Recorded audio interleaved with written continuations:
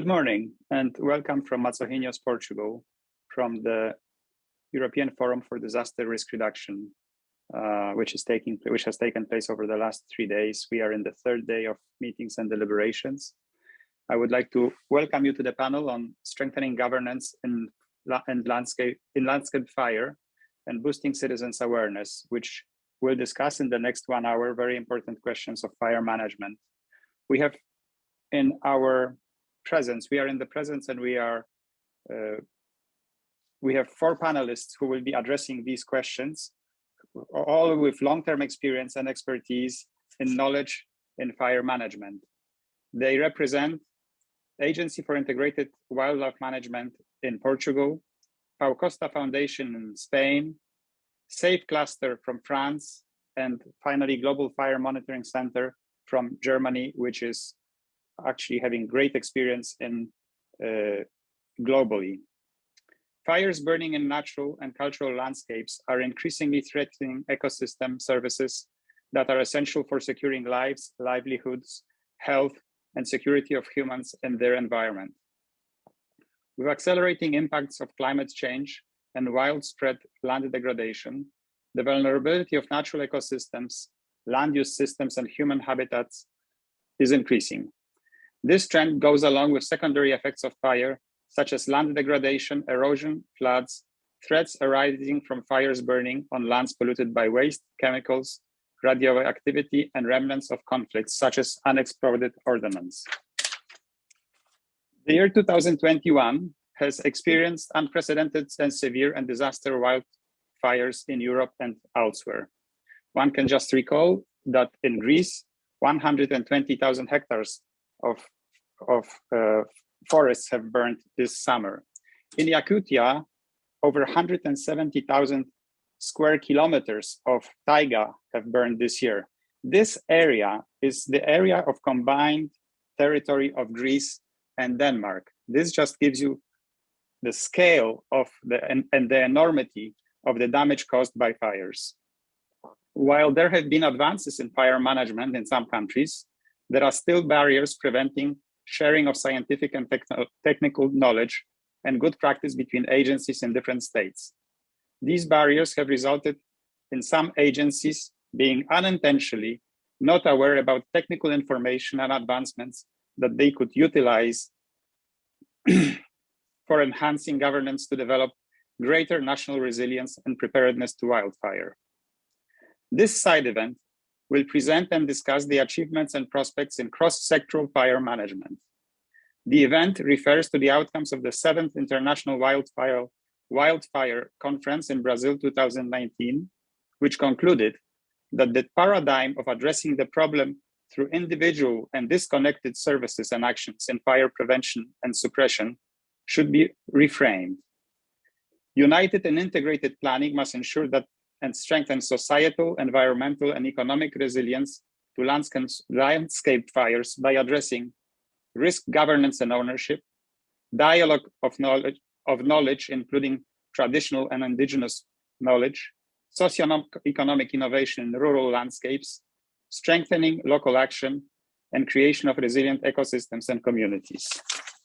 Without further ado, I would like to introduce the first speaker who will be addressing the panel today. His name is Mr. João Carlos Verde, who is a policy advisor in the Agency of Integrated Wildfire Management in Portugal. He is a physical geographer specializing on wildfire susceptibility modeling in mainland Portugal and researcher on the fire in the field of risk modeling at the University of Lisbon. He is currently serving as policy advisor at the Portuguese Agency for Wildfire Integrated Management. He has also worked as an advisor to the special unit for Portuguese wildfire management system. Mr. Verde, the floor is yours. Thank you very much, Christoph. It's a pleasure to be with you here this morning. I would like to thank you for the opportunity to share our experience in mainland Portugal, given how we value the subject of disaster risk reduction and how it relates to rural fire management. I would ask you to only consider my slides as hints to what I'm sharing with you verbally. And if you have a look at the current slide, you will see that we came from a very challenging situation after the most severe wildfires of 2017, with such a significant loss of life, property, and landscape. After those ill-fated events, independent committees studied what had happened and identified several pain points we had to address so that the probability of such a severe event was reduced. Hence, having to work on tackling vulnerability among other risk factors. The pain points we laid out in this slide are broader than just those dealing with prevention or fire suppression. There is a wider value chain that starts with risk assessment and proper planning and results in lessons learned before circling back to risk assessment and planning again. On tackling the issue of wildfires, Portugal has published a new national wildfire management plan, recognizing the need for further expertise in prevention and suppression, but also for assigning clear responsibilities along the entire value chain I've spoken about. We have instituted a new governance model that not only distributes responsibilities, but also closes gaps between organizations, improving on dialogue, monitoring, and sharing of information. We have put added emphasis on mapping wildfire risk, as the lack of valuation has been one of the key problems in defining clear priorities for action. We have been working on qualification standards so that everyone working on wildfires has the same way of working regardless of origin. We have put in motion near to 100 projects aiming to add value to the land and to make people care for their belongings, for changing behaviors so that the use of fire by people is less frequent, but done with far more precaution when actually done. And finally, managing risk in a more efficient way, deploying assets as needed, when needed, under a more efficient financial control. I'd say one of the most significant policy changes adopted in Portugal was the creation of an agency to coordinate the new system and facilitate this transformation. The government chose to follow this matter very closely, understanding that it was necessary to provide for a stable platform for change and increased dialogue. That has helped immensely, uniting several organizations that were following their own sectorial strategies in a somewhat disconnected fashion, but now under a common goal, all working together, following the same direction. Although there is a lot of ground to cover, we now have a better vision of expenditures, of activities on wildfire management, because they are frequently monitored and impacts measured. Policies pertaining or intersecting with wildfires are brought to the attention of the agency, who is capable of working on those policies and contributing for better regulations and norms. For a risk to be better managed, we must know where value resides. Hazard and risk must be very well known, and we are working very hard on that. All this is part of a commitment for well-documented, well-publicized options contained in periodic reports delivered to policymakers and made publicly available on our website.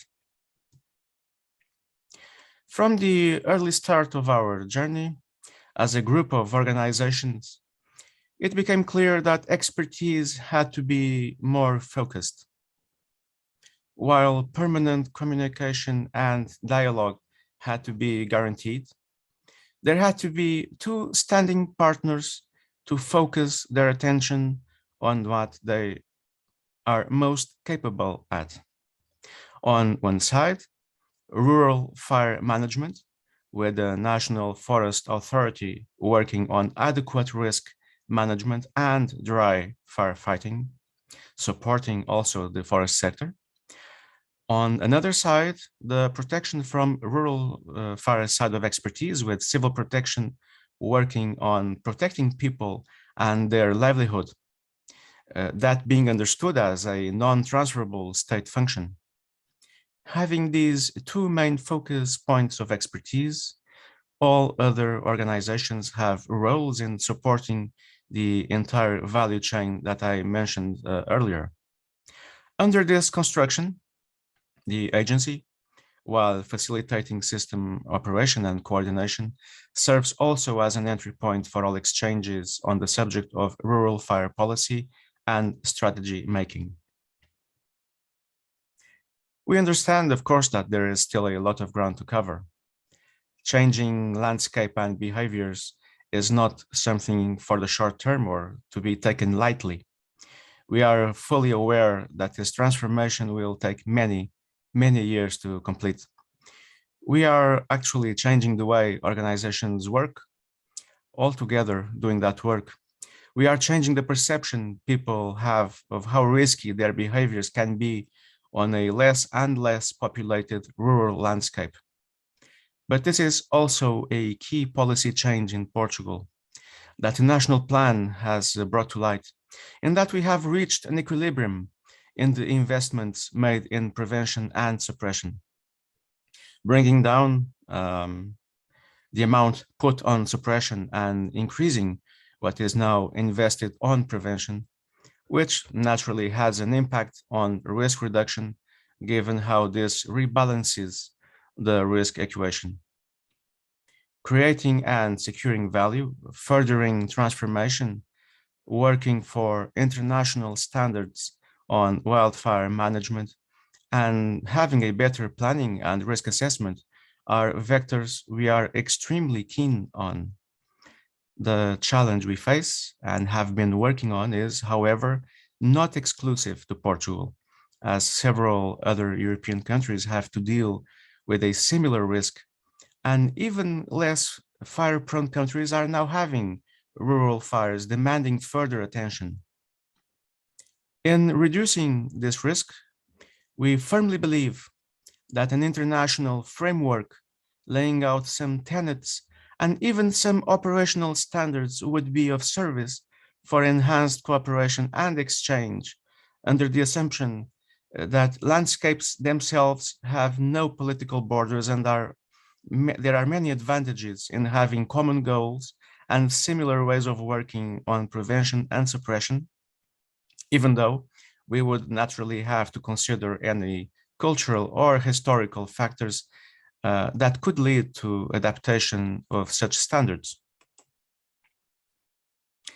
To wrap up, you are all invited to know us better, and please visit our website. And if not before, we will hope to see you in 2023 at International Wildland Fire Conference to be held in the beautiful city of Porto. Until then, thank you very much, and I will take any questions you have at the proper time. Thank you very much, Christoph. Thank you very much, João. I can confirm the city of Porto, where we are almost located, because Matosinhos is a suburb of Porto, is a beautiful place. So I encourage you to, and I invite you to come and follow on the invitation from João. The second panelist is Mr. Jordi Vendrell, General Manager of Pau Costa Foundation from Spain. He specializes in emergency and crisis management and international cooperation. His research focused on fire weather prediction, fire risk assessment, and the evolution of plume-dominated fires. From 2006 to 2014, he worked in the special group of support to forest actions of the Catalan Fire Service in Spain. He's one of the founders of the Pau Costa Foundation, through which he organized operational exchanges, trainings, missions focused on implementing strategical and tactical fire analysis, prescribed burning, and fire weather risk assessment in Europe, South America, North America, Australia, and North Africa. Mr. Vendrell, the floor is yours. Yeah, Mr. Simon, thank you very much. Just a small comment. Jordi Andrei cannot attend today at the end due to a last-minute commitment, so I will be presenting on the behalf of Pau Costa Foundation. Good morning, everyone. My name is Guillem Canaleta, and I work at Pau Costa Foundation. Pau Costa Foundation is a non-profit organization working in the topic of wildfire risk management and wildfire ecology.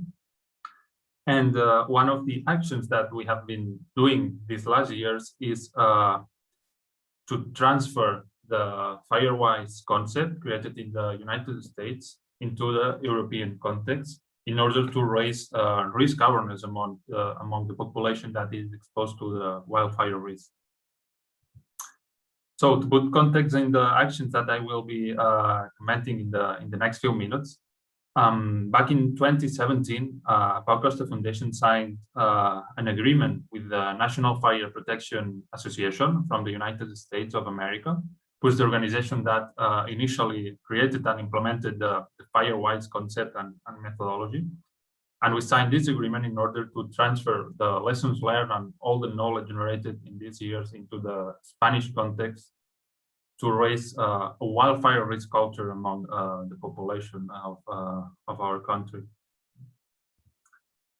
So in that sense, since 2017, we have done three main activities in regards to this FireWise concept. First one was in 2018 in an action together with the Barcelona County Council called Preparedness Day. I will get into that concept later in my presentation. Then we did the second action, that time 1 year later, with the Girona County Council in a municipality called Begur, which is in a very touristic area with a lot of wild and urban interface. So there is a lot of vulnerability of exposure of the population in the wildfire hazard. And the third activity was done this year, just a few months ago, that was done under the framework of the RECEIVE project, which is a project funded by the European Commission under the program DG ECO. And we did two activities with this project. First one, it's called MEFITU. It's an educational program for primary school. And the second one, again, a preparedness day in Albrook municipality, an area with a high fire risk, very close to Barcelona city. So I will explain both activities, these last two activities, and starting with the MEFITU, the educational program for kids, which is called MEFITU, that in the Catalan and Spanish means Mediterranean Forest, Fire, and You. And it's an educational program where we try to give to children enough skills to see forest fires from a critical point of view. So we try to avoid putting the focus on the ignition, and instead of that, we put the focus on the real problem of the wildfire and the whole context regarding land abandonment, regarding climate change, and everything that is driving this problem of large wildfires that we are facing in southern Europe. So in that sense, we present fire as an essential tool for the humankind. We wouldn't be here without fire.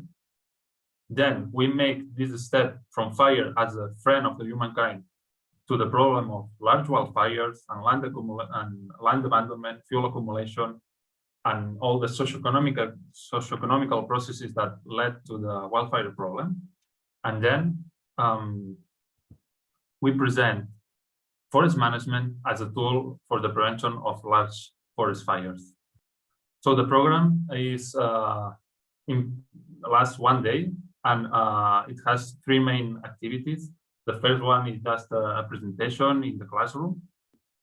The second one is a forest fire workshop. We prepare two paper forest scenarios. One represents a managed forest, and the other one represents a non-managed forest. So once we put fire in both the scenarios, children can easily see by themselves how the non-managed forest completely burns in just a few seconds, while the managed forests do not burn or burn just a small patch of the whole scenario. And then after that, we make a field visit where we try to engage with forest fire volunteers of the area, and we try to take advantage of the surroundings of the school, and we visit a recent burnt area or vineyards, like in this case, or anything that could help us build the speed of land management and forest fires. So this is what we do in the class, but after several years of implementation, we have seen how we need to engage with educators in order to reach a higher number of professors and educators. So we have done, we have prepared an educational guide for educators, so they by themselves can implement this program with their children in the class. And we also have created an online course for these educators to learn the implementation of the MEFITO program. And in addition, we have made 8 episodes of cartoons called MEFITO and Hara. They are a wolf and a goat, explaining different concepts of self-protection, fire ecology, fire prevention, and anything related to the wildfire problem. So we have 8 episodes available in our YouTube channel at Pau Costa Foundation. Then the second action that I will explain is the Preparedness Day. It is a transnational activity that takes place the first Saturday of May every year. It was initially implemented in the USA thanks to the National Fire Protection Association, as mentioned before. But now it has been transferred to many countries around the world.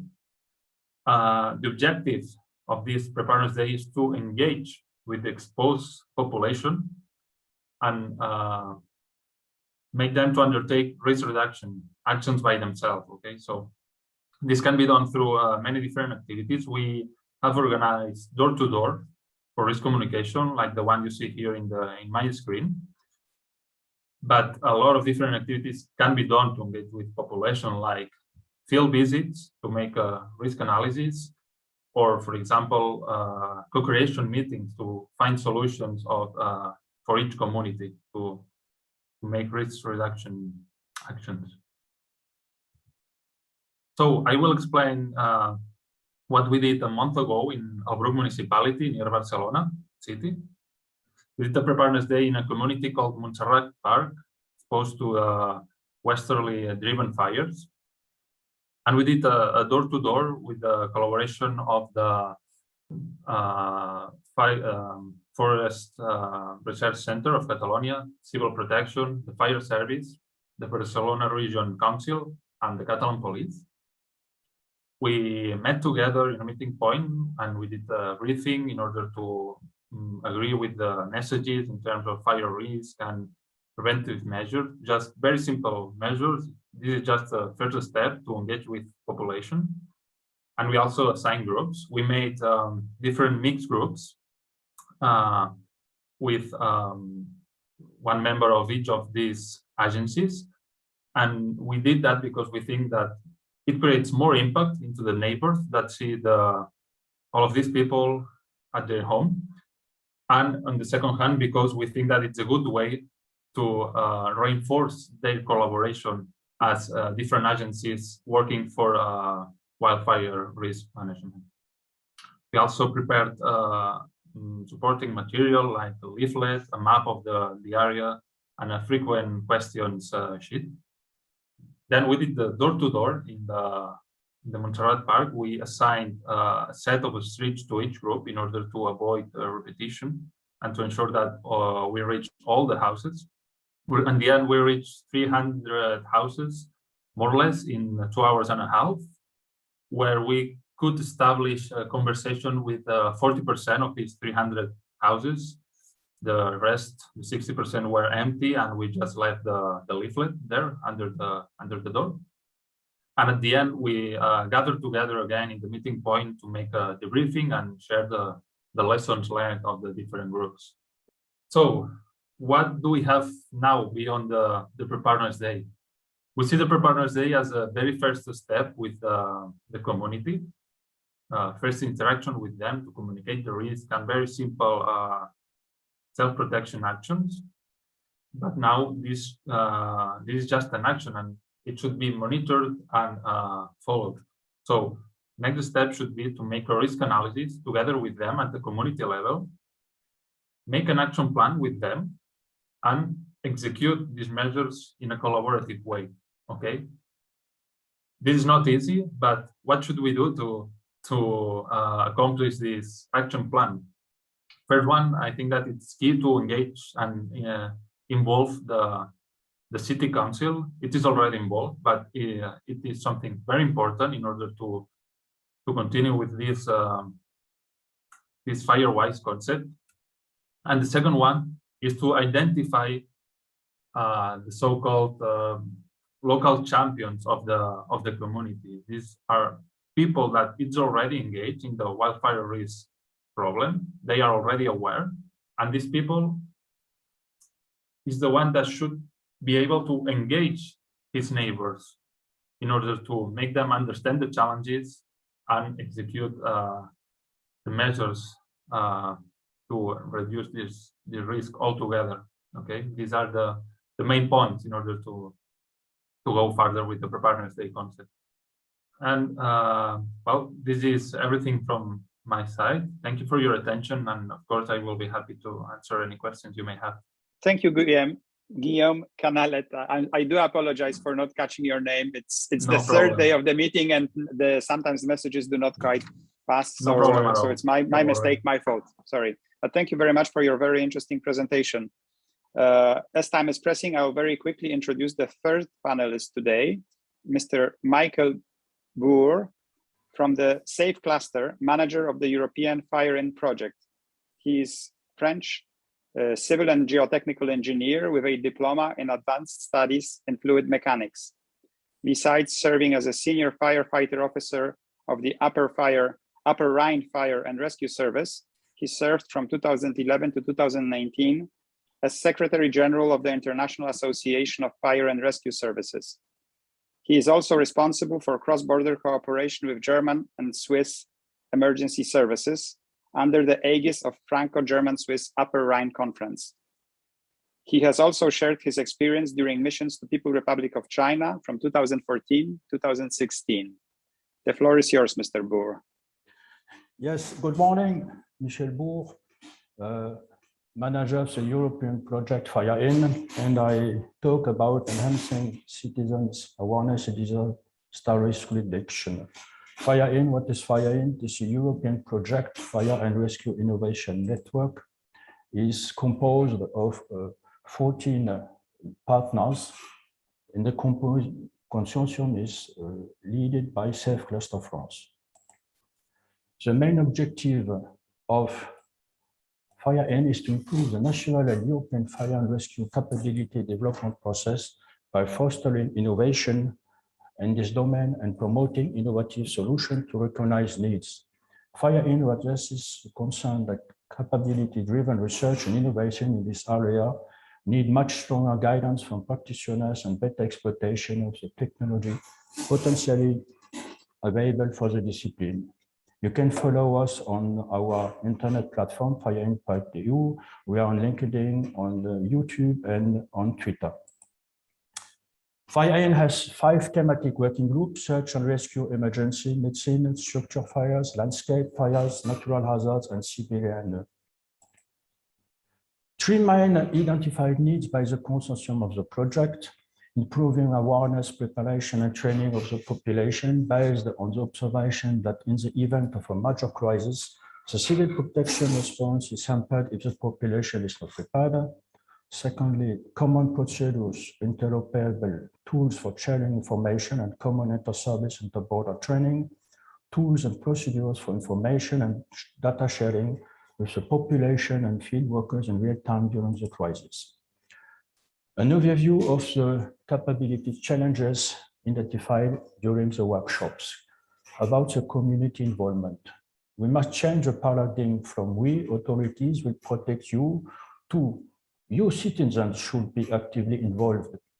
This affirmation means that the citizen should be prepared to be self-sufficient concerning their own protection, as a community protection always inside the framework of the emergency. Build trust involving communities and key stakeholders in risk management permanently, from risk awareness to the preparation of scenarios, to the decision and behavior during the emergency, to verifications, to drills, to exercises. Be prepared to provide massive alerts to population. Train, educate, inform general population starting from scratch and in a basic and easy way about knowledge of risk and appropriate behaviors, especially targeting those more exposed and vulnerable. Educate kids and young ones. Address all phases of emergency and the different level of risk, providing tools to facilitate adequate decision-making, checklist, emergency kits. As a reminder, in the SADA framework, we have four priorities. The first is understanding disaster risk, and we work also on the fourth, enhancing disaster preparedness for effective response and to build back better in recovery, rehabilitation, and reconstruction. So first, improving awareness, preparation, and training. An example you heard before the presentation about the Firewise and Black Saturday, wildfires in Australia, 7 February on 2009. The research after this Black Saturday highlighted many issues and challenges. Limited awareness and preparedness for bushfire risk, a tendency for people to leave or evacuate at the last moment, the inadequacy of preparedness and defensive action in fires burning under what are now considered catastrophic fire danger conditions. Paradigm change for fire service from responding to fires with ever more resources to engaging the population, placing more responsibility in the hand. You heard about Firewise, and you have also Firesmart in Canada. It's a national initiative to help property owners and community to understand the way in which wildfire may threaten structures and property. The Firesmart program is implemented through 7 disciplines to help neighborhoods address the threat of wildfire: education, emergency planning, vegetation management, legislation, development, interagency cooperation, and cross-training. Second, need common procedures, interoperable tools for sharing information, common inter-service, inter-border training. Crises of cross-border nature make it difficult to identify the current event. Yet authorities need to enable effective collective action in the face of transboundary problems that not European member states can address on their own. The feedback on the health crisis induced by the COVID-19 pandemic. As soon as the COVID has started to challenge the fire and rescue service in the European Union, Fire-In, our project, has also become a focal point for practitioners to deposit and share best practice guidelines as innovation. In that perspective, it has served as a shared and remote test bed to improve the response capability faced to common challenge in whole Europe and beyond. That is our internet site. You could see coronavirus, European countries share the best practice guidelines for European countries and fire and rescue service. We made a special edition from our Fire-In newsletter, COVID-19, best practice and guidelines for European fire and rescue. Another specific event was organized by 5 pan-European networks, Fire-In, DRNet, Medea, No Fear, and Notice. They're invited to a live webinar and just-in-time training with speakers with different backgrounds, providing insight and first-hand experience obtained during real disaster events. Another example of cooperation is in the east of France, between France, Germany, and Switzerland, the cooperation in the Upper Rhine area. Since the end of the World War II, a cross-border cooperation is developing in the Upper Rhine region.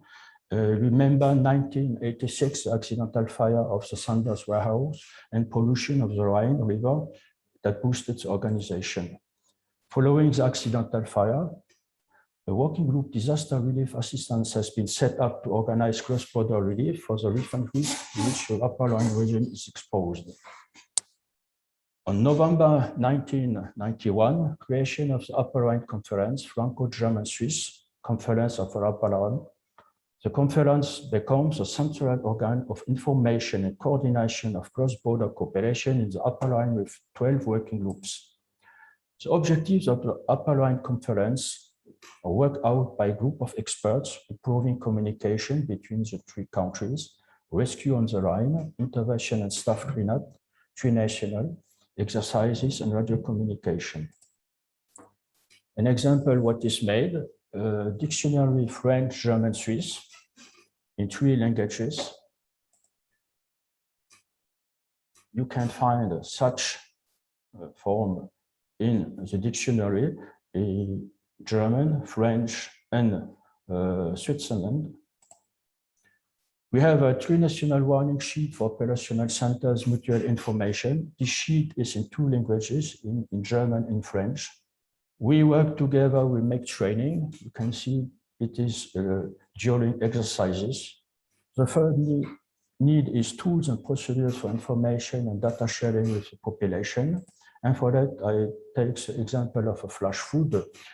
It is a flash flood photo from last year in the south of France.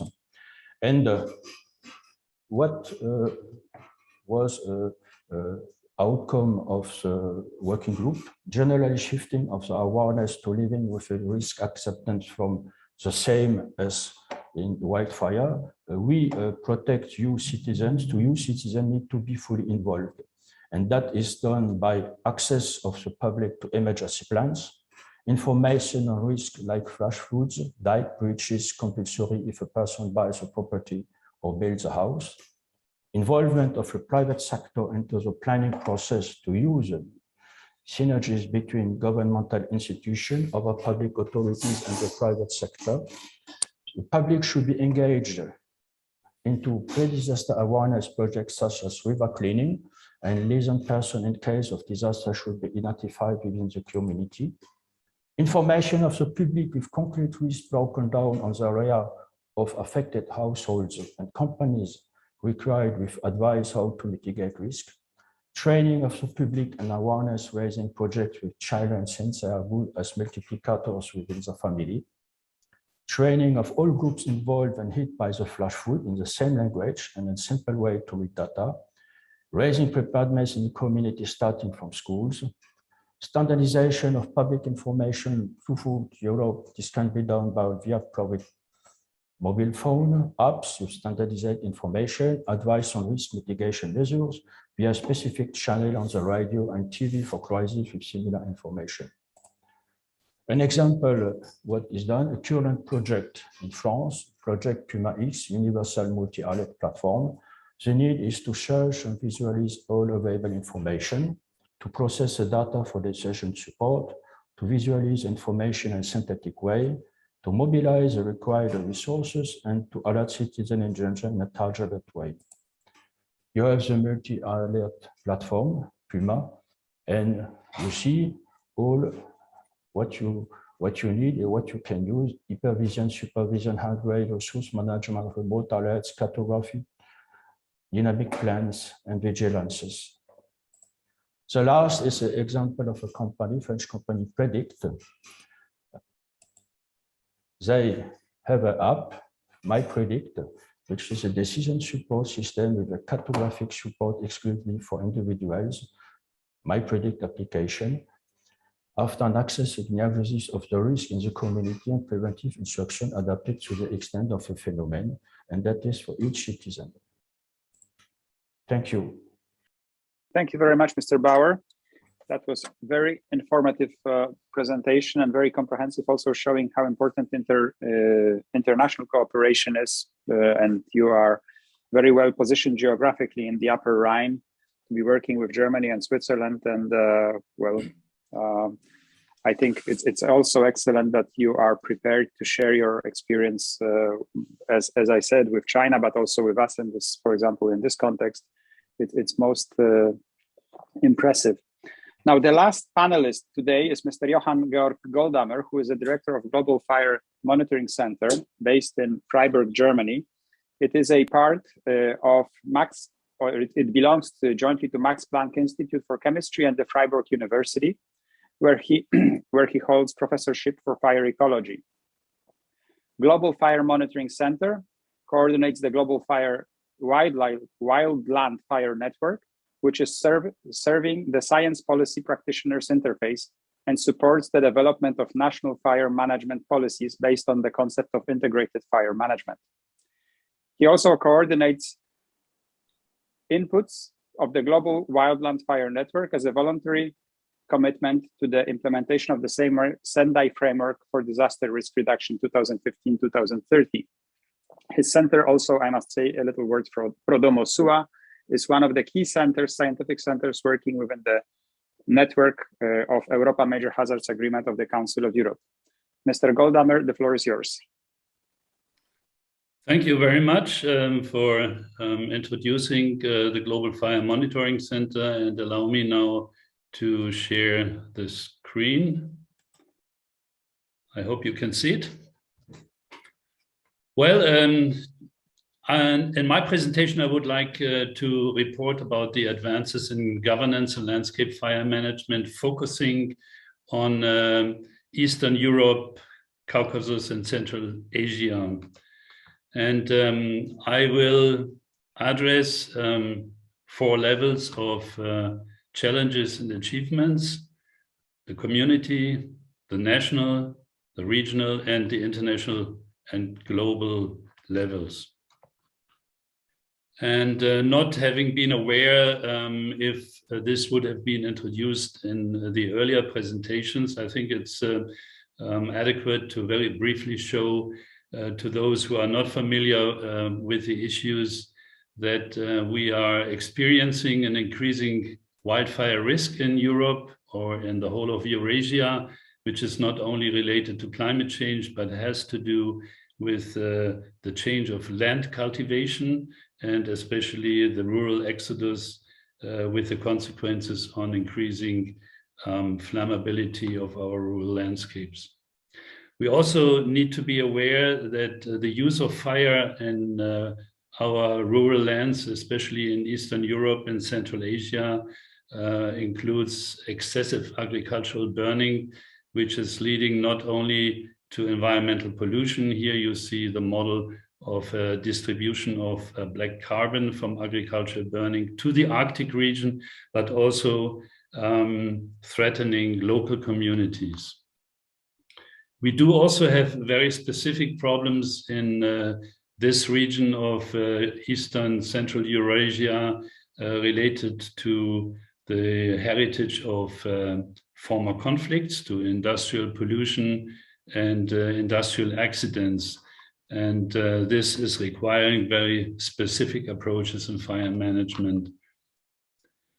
A couple of years ago, we started under the guidance and the finances of the Council of Europe's Major Hazard Agreement to capacitate local communities, to provide guidance for local communities in what we called guidelines for the defense of villages, farms, and other rural assets against wildfires. It turned out that these guidelines became well accepted, and their use was expanded outside of the Western Balkan region, including Greece, to other regions.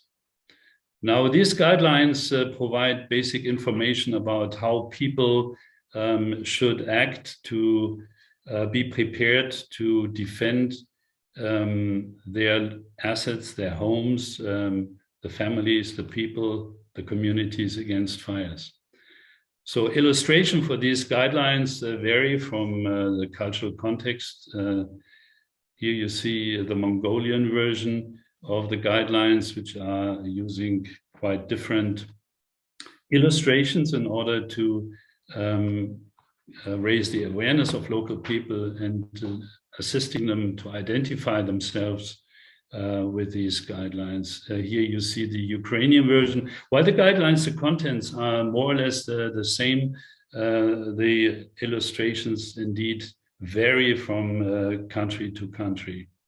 And of course, we heard in the contributions before, the outreach to local communities is very important. So you see, for instance, as an example of this year's activities of one of our regional centers based in Ukraine, to capacitate the local communities, quite similar as was described in the presentations before. We have to admit very clearly that much of the experience in community-based fire management has been learned from countries in Africa and Southeast Asia. The approaches of community involvement have a long tradition. And so I think in this specific case here, we in Europe and Eurasia have benefited a lot from this experience. What is the main problem in the region? It is that in the agricultural lands, there is a kind of vacuum in many countries, both legally and technically, to deal with fires. Whereas communities, settlements, villages or forests are usually well prepared. And this has to do with the fragmentation of the different actors that are responsible for what? For land management, for environment protection, for civil defense, for fire and rescue. And as we have heard from the first presentation from Portugal, there is indeed the need to bring these actors together.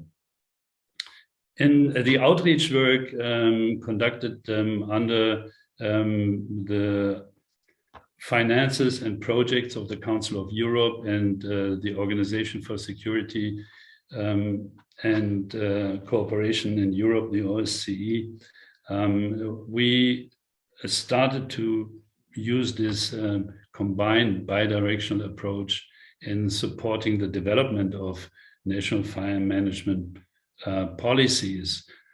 That means combining the top-down approach, the policy planning approach, but also the bottom-up approach by learning from local communities about their needs. So we have heard about Portugal. There are similar processes underway in countries like Mongolia, in Greece and Ukraine, where it is taking its time, you know. We are not yet there in these countries as Portugal already is. But there are principles of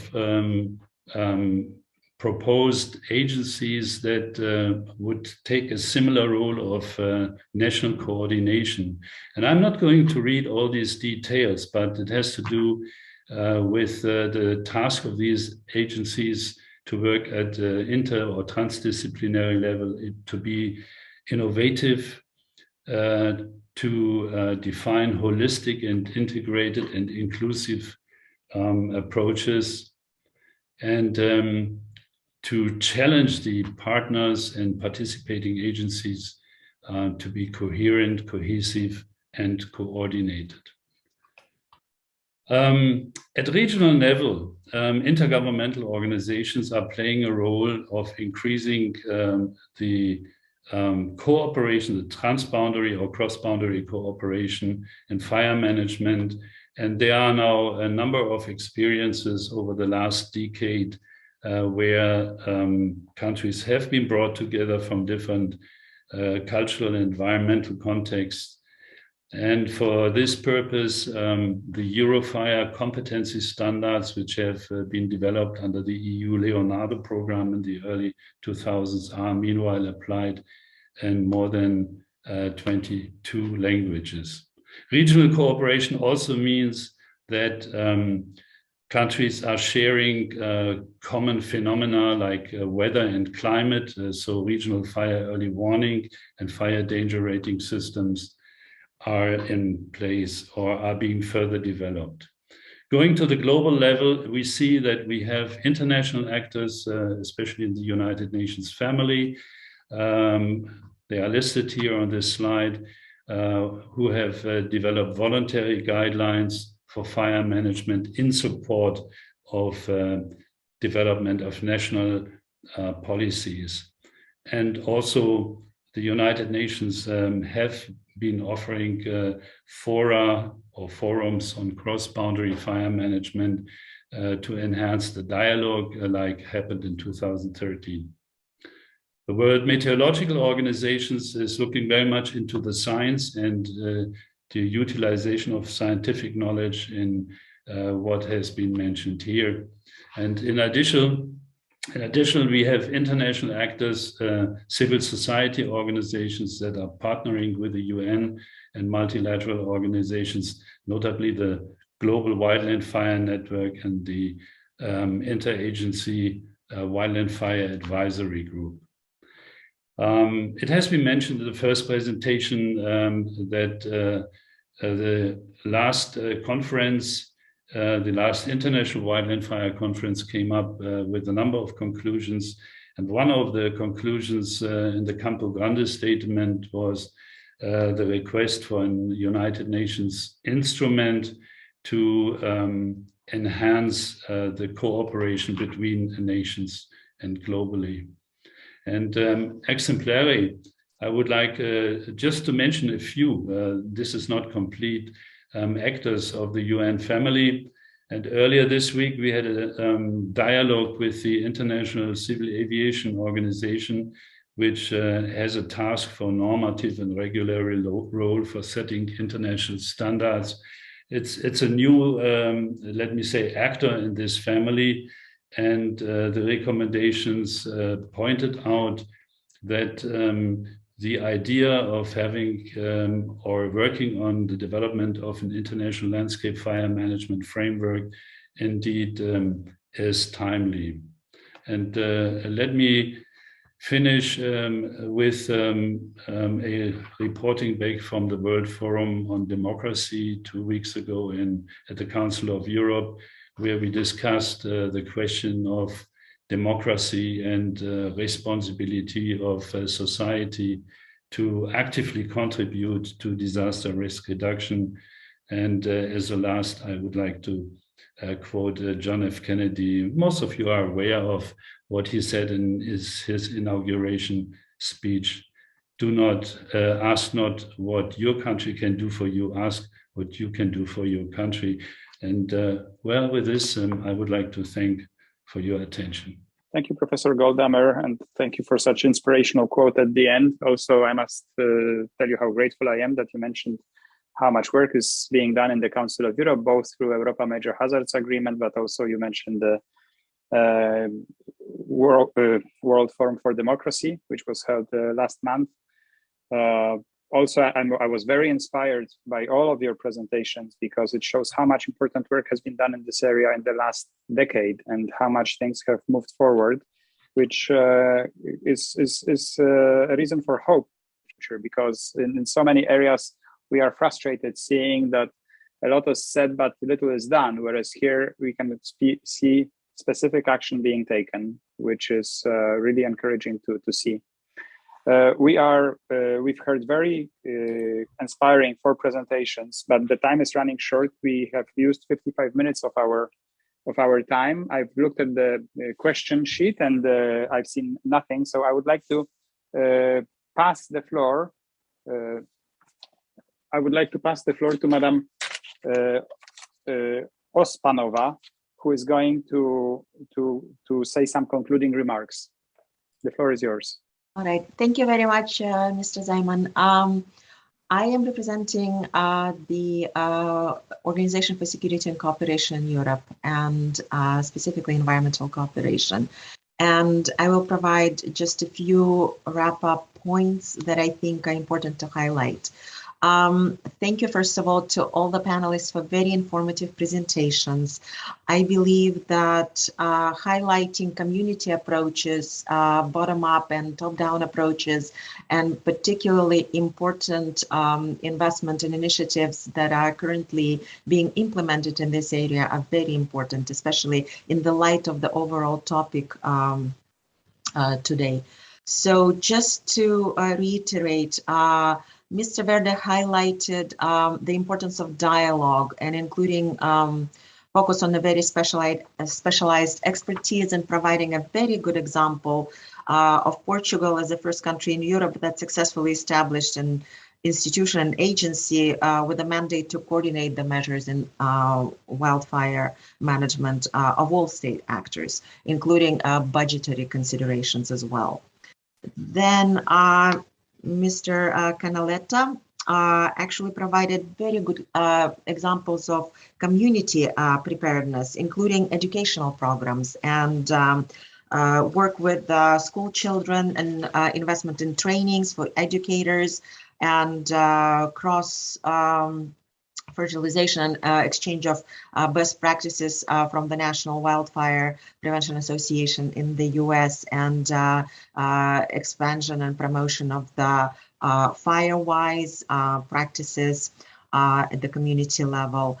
And Mr. Boer provided an excellent example of the Fire-In initiative, which in fact became a depository of best practices, especially in the COVID context, for development and enablement of community involvement in addressing wildfire risks, prevention and preparedness. And finally, Mr. Goldhamer, thank you very much for highlighting also my organization's contribution and case studies across Eastern Europe and Central Asia, and specifically highlighting security risks and connection to security risks in these case studies. And the point that was brought up across all the presenters is actually perhaps a proposal and support for establishment of an international landscape fire management framework, which would address also and support implementation of the Sendai framework on disaster risk reduction. So I'm hoping that today's presentations have all highlighted various aspects that could be used in forming such a framework. And from our side, from the OEC side, I can also say that we will continue obviously addressing the wildfire risk prevention and wildfire risk management in the participating states in the OEC area, and with specific applications in Southeastern Europe and South Caucasus and Eastern Europe and Central Asia. And I'm hoping that we will continue not just this dialogue, but actually I hope that this framework will materialize, since such a large number of international actors are involved already in various aspects of this subject matter, but perhaps there is a need for a more coordinated, more integrated approach in order to deal with various aspects of wildfire landscape fire management. With this, I think I will, that's it for my wrap up, and I will pass it back to Mr. Simon, perhaps to provide a few concluding Yes, remarks. thank you, Ms. Ospanova, and thank you, OSC, for joining us and participating in this important forum. This is most appreciated. It shows that cooperation across different international players active in this field. We have here different UN agencies. We had the European Commission on board, the Council of Europe, the OSCE. This is actually most appreciated and very encouraging. I would like to thank all the panelists. I would like to help Ms. Ospanova, who wrapped up, and I would like to thank all the participants who listened to the presentations, also the technical services which made it possible. Without you, we wouldn't be able to meet in this very difficult COVID times. So thank you very much for being with us and for making this event possible. Thank you all very much. And with that, I'm closing the event. Until we meet again, and hopefully we will have news then to share on the progress achieved when we discuss the issue next time. Thank you very much.